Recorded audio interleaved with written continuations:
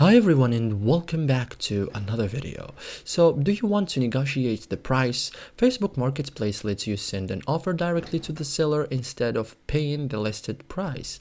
So in this guide, I will show you step by step how to make an offer on Facebook Marketplace in 2026 cleanly, correctly, and like a pro. So first thing first, what's marking or what an offer means or making an offer means. So making an offer allows you to suggest a lower price, start negotiation, communicate directly with seller, and try to secure a better deal. So offers are not binding until accepted. Okay, so first thing first, now open your Facebook Marketplace, tap the Marketplace here. On desktop, click Marketplace from the left sidebar. Okay, so search for the item, for example, iPhone 15 Pro Max. So now tap the listing, for example, this one. Make sure it shows make offer option. Okay, so you have here the option, as you can see.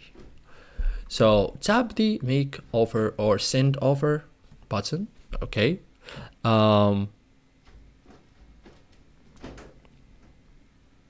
enter your offer amount. For example, you can, for example, type